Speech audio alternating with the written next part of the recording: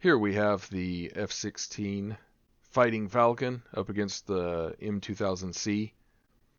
I'm in the Mirage, and we've got an AI pilot in the F-16 who does a little separation turn there, which is probably smart. And then it looks like starts a lead turn. So I take it one circle. I think these aircraft, I don't know that much about the Mirage and its turning capabilities, but I feel like it's a fairly decent match against the F-16. So I took it one circle, and I also was going pretty fast, so I pulled vertical and started trying to pull a little bit harder. But I'm so worried about my energy that I let the F-16 turn inside my turn circle. His energy's still okay. It's not really where you want to fight the F-16, but it's okay.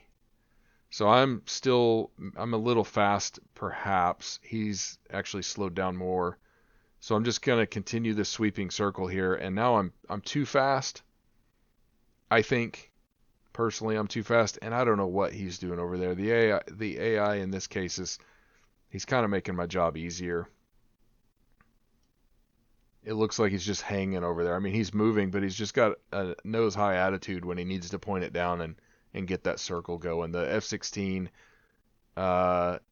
if you don't know, the F-16 needs to never be below 300. It should be above 400 almost all the time. It should never be below 300. I get it below 300 a lot, but you should never do that. It doesn't turn very well that way. So here it is. Once again, I'm going too fast, but I'm also 10,000 feet away plus some. So I'm going to start slowing down here, I think, if I remember right. Trying to close the distance, but I also can't really tell how fast he's going. I probably should know that he's quite low energy. And he's not really speeding up here. He's still got that nose high attitude. That would be a dead giveaway if you're nose high like that. And I spray. I'm within 1,000 feet. I'm just spraying there. Those were two long bursts that I don't really like. I'm not proud of those. I've slowed down a lot. I pulled a lot of G's back there, I think. Let's go look. Let's see here. So right in here, I'm wondering. Let's find the G. I thought, oh, there it is. 5 G's. Okay. That's not that much.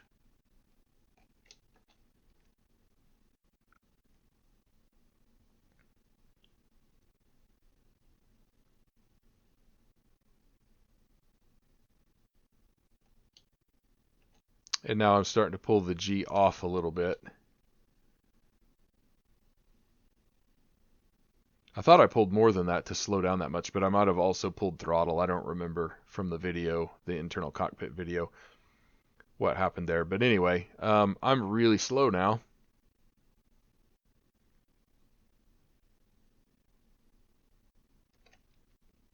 And he has finally put his nose down and sped up. So let's see here.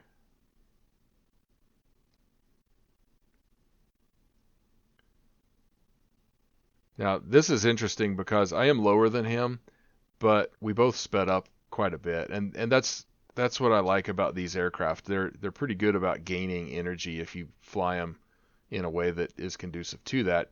So he goes way high and kind of rolls over.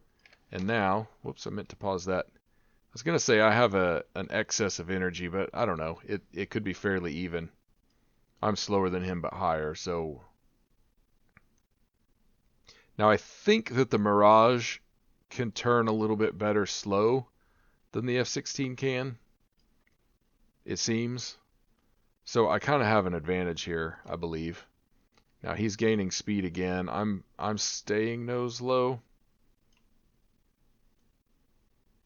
I'm not exactly sure why I'm not pulling up yet, but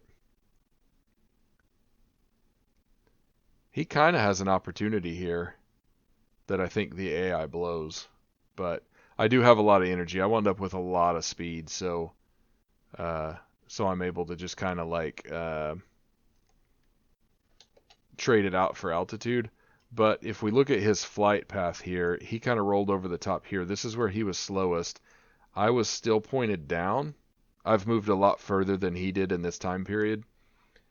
I think if he would have continued this and gone nose low right here, just continued that roll and gone nose low, he could have gained some energy back, and then if he would have timed it right, he could have pulled in right on my 6 o'clock, I think.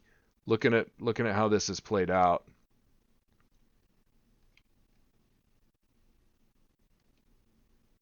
Now he might not have eyes on me here, you know, if that's a player, if that's a real person. But if you watch that, let's go to this view. I think this is really interesting. I think it's worth studying a little bit, because I'm not in an overshot position, if that makes sense. I need to fix that. Yeah, there we go. Let's watch him for a second.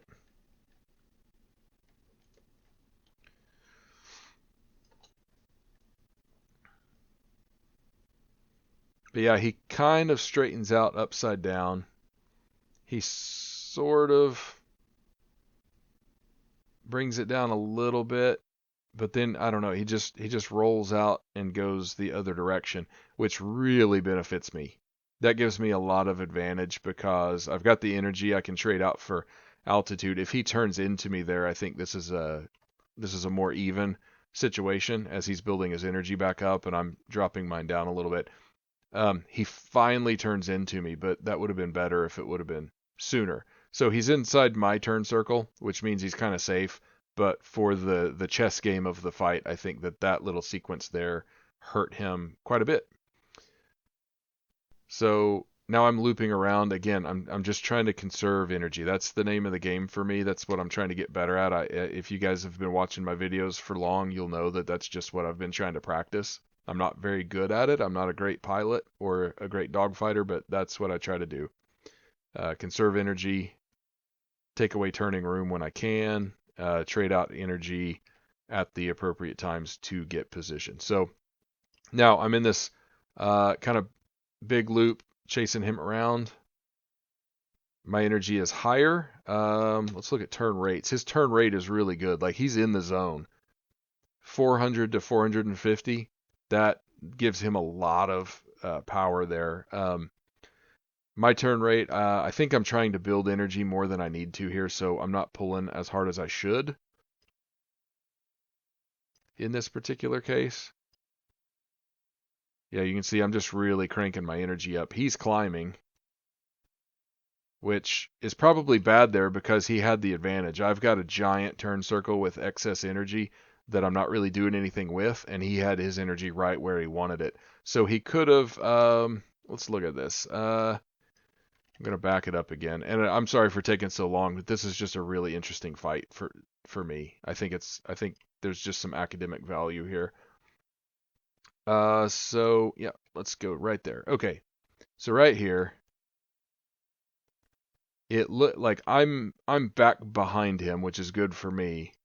But I'm doing 500 knots and I'm straightening out and I'm going to get excess energy. Now he doesn't necessarily know this, but based on the energy states, I can't turn as fast as he can right now because I don't think I can. I'm just too fast. So I'm gonna have to bleed some of that energy off. I need to probably go vertical if he turns back into me here. But I feel like he could either continue this turn around, which is going to separate us a lot and give us both a lot of turning room, or he can reverse this turn perhaps. And that's probably, in my opinion, what he should have done is just reverse this turn and try to keep this, maybe burn a little bit just to make this a smaller turn circle, maybe, but not get below 400. But if he reverses this and turns around, he could probably turn around in a space kind of like this. And I'm going so fast and I'm gaining speed that if I don't do anything differently, I'm going to wind up out here somewhere by the time he gets over here somewhere. And as you can see, like geometrically, that's a win for him. That's a huge win for him that he didn't take advantage of. Now, if I saw him turning back into me, I think what I would have done is gone vertical, maybe. But then again, like, he could still possibly tuck in behind me. It's not like he's energy poor at that exact moment. Also, I do want to point out, the things I'm saying could be complete balderdash. This is just my understanding of how these planes fly and fight. And so, there may be somebody else that comes along and says, "Hey, no, you're actually wrong at that point. He should have done this instead." And I'm willing to listen because, um, like I said before, I'm not good at this. But what you can see is that now, because he made some bad decisions, I've got a lot of energy up here, and I'm higher than him with more speed. Now, that won't help me if I don't do something with it, and he can gain that energy back really quickly. But now this is one of my favorite positions to be in. I wouldn't mind if I was a little bit higher, but I'm energy rich. He's meh on energy, and we're separated by a space where I can exchange this and for position, which is exactly what I'm going to do here. Now I'm still building energy because I'm way nose down, and so that may not work out for me. He's doing a good thing here by closing the distance a little bit because it means that I wind up just passing right underneath him. So it didn't work out for me, but I really like being in that position where I have excess energy that I can trade out, and I've got somebody that's going to pass somewhat close to me where I can just pull really hard on the stick, exchange the energy, and try to tuck in behind him. Um, and again, I think here he should have rolled over, perhaps, instead of continuing this low energy turn or climb. Because now what's happening is, as you can see, is I've got the energy to make this big giant circle here, this big loop here. I've got the energy energy's everything, to come back up with sufficient maneuvering energy, and he's got nothing. Now I might overshoot because he has nothing, but if I overshoot, it's a guns only fight. I'm not all that worried about it, and it does look like I'm going to overshoot, but he's picking up energy. We're still 1,200 feet apart. I think I'm off the throttle here at this point. So that worked out. I mean, you can see how that worked out just about perfectly for me. Part of that's luck, but part of that is just conserving that energy and making these big looping circles. I'm making too big of circles with too much speed, but it has kind of worked out for me. And if you keep doing that and the enemy makes a mistake, you'll eventually find yourself in a position to capitalize on the mistake. So now, energy-wise, we're very, very similar. He's got a little bit. I mean, we've traded out. I'm higher, a little bit more. I don't know. We're energy equal or equivalent here, I believe. And so now he's going to start doing this rolling stuff, and I'm just going to have to try to anticipate when to shoot. And I'm trying to just maintain this distance. I don't want him to get too far away. But again, we're evenly matched aircraft, so he can try to burn away from me. But if I detect it in time, I'm just going to do what he does. And if he starts trying to roll really hard and get me into a yo-yo to cause me to overshoot, I can probably fly slower than he can. So there's a pretty long burst. Didn't hit anything there. See, I'm faster than him. So I am lower than him, but I'm quite a bit faster than him. So I've got the advantage in the climb, it appears. And so I'm about to overshoot, but I wound up putting a big enough stream of bullets into him that it didn't really matter. So you see a lot of misses there. Like I said in other videos, maybe even in this one, I'm not very good with this Mirage aiming system and Pipper, but the gun's devastating. And for those of you that fly the Mirage a lot and are good at it, I don't really want to meet you guys in the skies because that's a difficult plane to fight against. It really is. Especially in the hands of someone who's good with it, it would that would be a tough fight. So anyway, as always, thank you for watching and happy flying.